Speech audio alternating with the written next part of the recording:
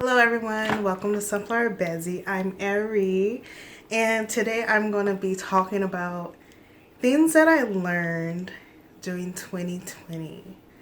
I do have my notes in front of me because I wrote these down a few weeks ago and I needed something to recall to, okay? So during 2020, as we all know, a lot of things changed for all of us, and I feel like I had bigger lessons this year because of COVID and because of the uprising and the movements and all of these different unfortunate events that's been happening across the world. And so I learned a lot more. I reflected a lot more internally about who I really am, what values do I really hold, and what really matters in my life, and how I was going to live out those things in my lifestyle. Some things I did learn before all this hit, like I learned in January, to start off the things I learned, that I have been living for other people my entire life. Like I lived for my family. I lived according to their expectations of me, expectations of my friends, and made decisions based off what I thought I should be doing because this is what they told me I should be doing, or this is what they expect me to be doing, or just holding a big responsibility on my shoulders. Not to get too detailed or too personal, but I feel like a lot of times in my family or in some of my friend groups that the highest expectation is always expected of me, especially when it comes to like education or just making the right or best decisions, progress in life, just succeeding, like whatever that means to people. So I put a lot of pressure on myself to do these things. I rushed a little bit of it. I stuck to some of it, even though I didn't want to, just to please my family or please my friends in some way. So I learned that in January, which I don't think it was like a specific lesson. I think it's just something I came across myself reflecting on, like, who am I really living for? You know, of course, they're supposed to be living for God, living for our purpose, you know, whatever God called us to do. But I was just like, what else? Like, am I really living for me? Is this really what I want out of life? Or is this what my family and friends always wanted for me or wanted out of my life? And I wouldn't say that they want to live through me. I never got that. I never really got that feeling or that vibe or whatever from anyone. Maybe one friend, but I never really got that from anyone. Like, of course, my family wanted me to have better things than they did, but I never felt like they were trying to live through me. I just felt like they just wanted better for me and the best for me. So I didn't have to deal with that, but I did deal with just high expectations, and like, even if they're not high expectations, they were just expectations in general of who they perceived me to be, and who and what they perceived me to be in this time of my life, right? So I reflected on that a lot in January. I still reflect on it now, but January was when I acknowledged it and really reflected on it and said, like, hey, you need to start living for you. You need to figure out what your values are. You need to figure out what you want in life, and not include so many people into like decision making. I am an indecisive person.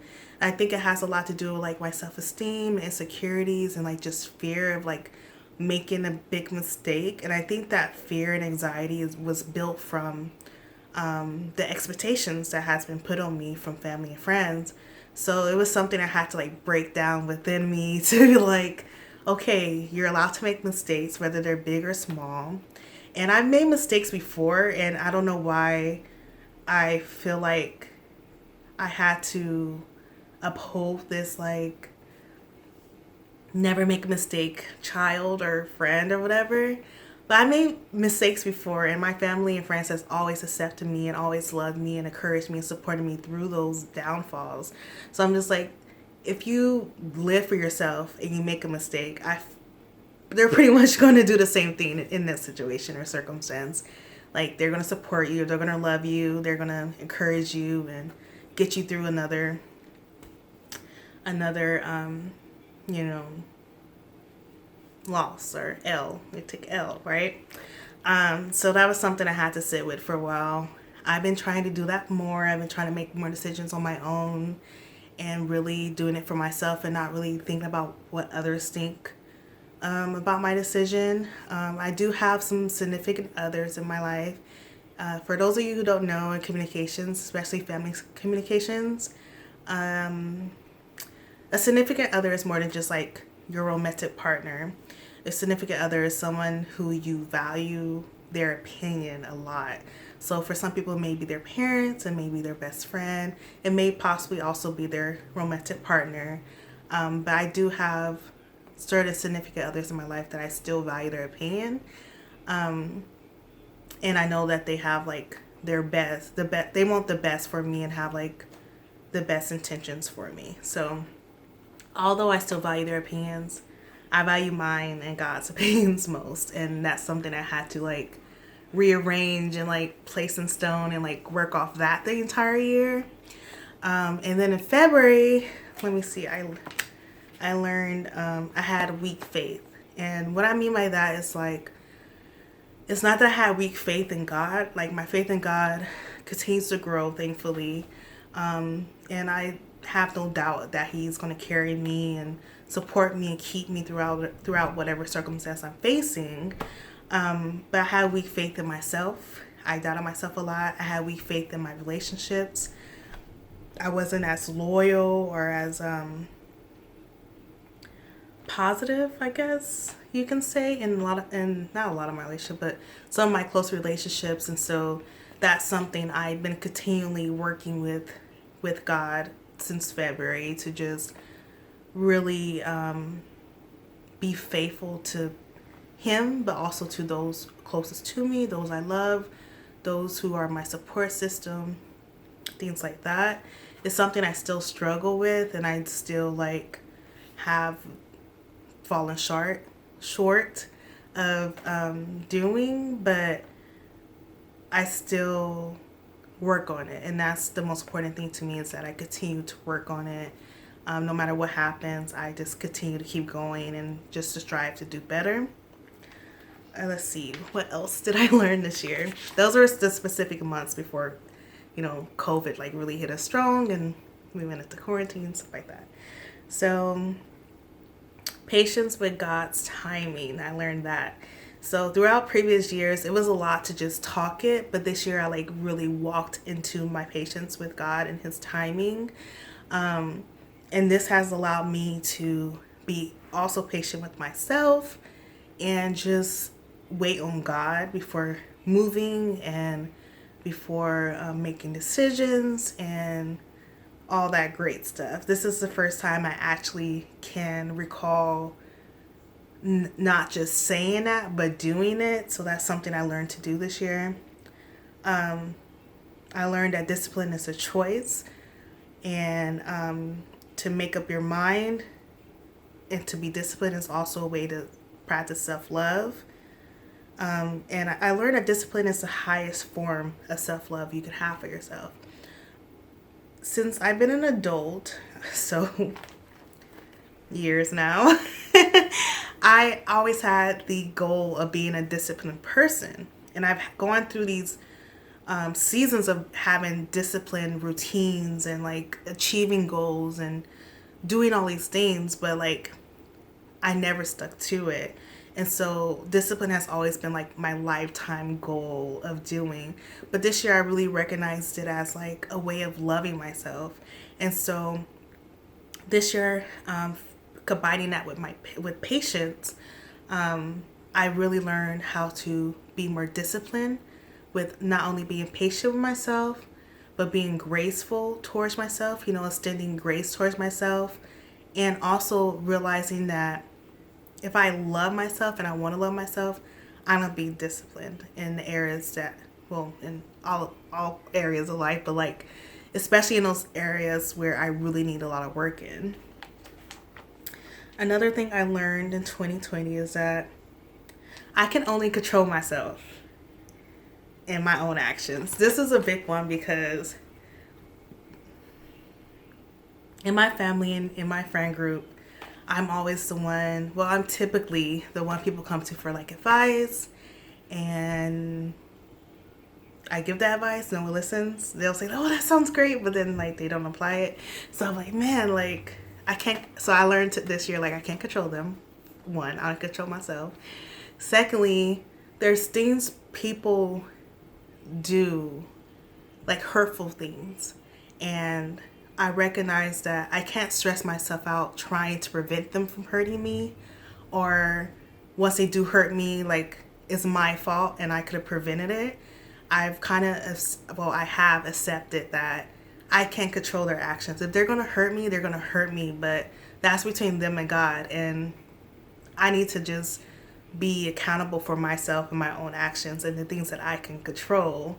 And so when I live in this fear or this insecurity that I'm going to get hurt from this relationship by people or this person, like I have to have faith in God, trust in God, be patient with God, that even if this person does hurt me, I'll be okay, And even if this person does hurt me, it's not my fault. It's their own action, their choice to do what they did or say what they did. And if they hurt me, they hurt me, but that has nothing to do with me. Another thing that plays into this was, I don't know if I wrote it on here.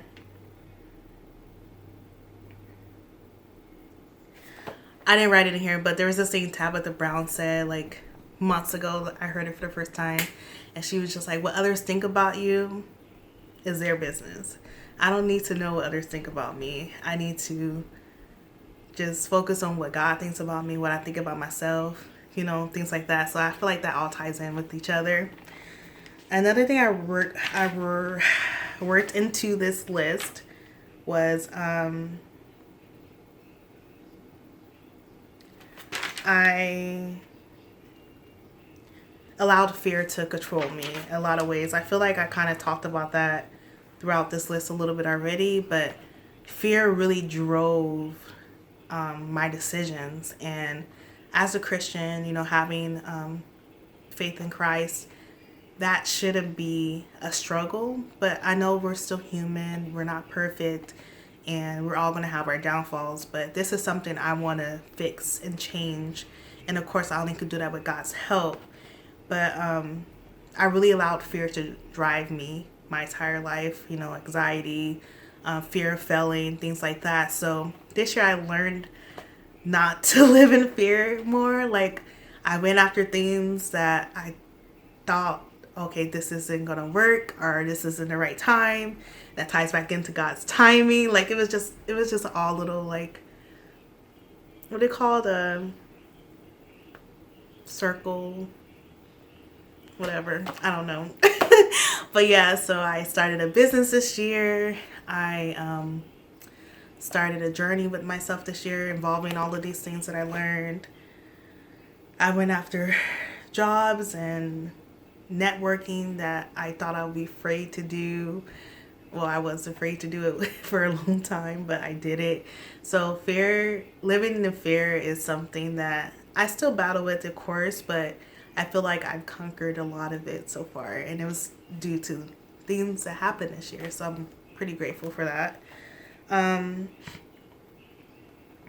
So another thing I learned this year is that I had to hold myself accountable and stop blaming others. Like when I don't achieve a goal, I'm like, oh, it's because of my environment, and the reason I'm in this environment because that person caused it, or oh, it's because I can't schedule things, or like time manage because I have to put this person first or put this job first or whatever it may be. And that's something I learned this year. Like, I need to hold myself accountable. I can't keep blaming everyone else for me falling off my goal plan, or, you know, my set goals or whatever. So that's something I learned this year.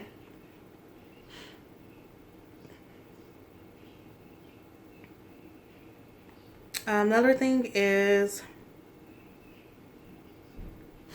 straddling the fence. This kind of ties into like making up your mind, what I talked about a little bit earlier.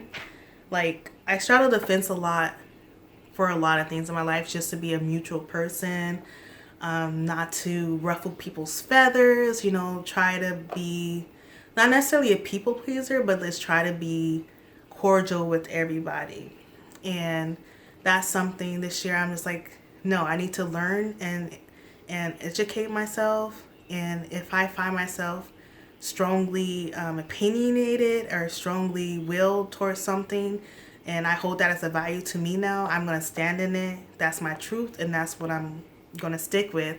All my life, I straddled the fence about things in Christianity, whether it's like a religious thing or like a spirituality concept, things in politics, things with stuff facing my community, the Black community, the Christian community, the women community, things I just like straddle the fence on. And this year I put my foot down and I was like, this is my decision.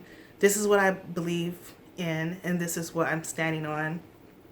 And that's something I learned this year, and I'm pretty proud of it. Oh, isn't there a quote like, stand for any, if you don't stand for anything, you fall for anything. If you don't stand for anything, you fall for anything. I don't know. I wrote something like that in here. It reminded me of that quote.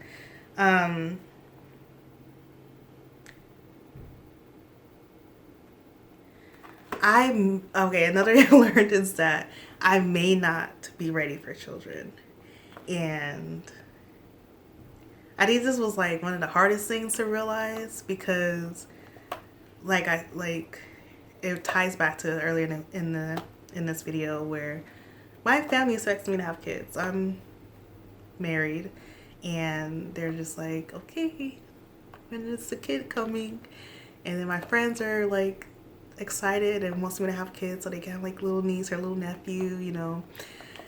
And so as part of me like living up for myself, I'm choosing to, like, earlier this year I was planning on going through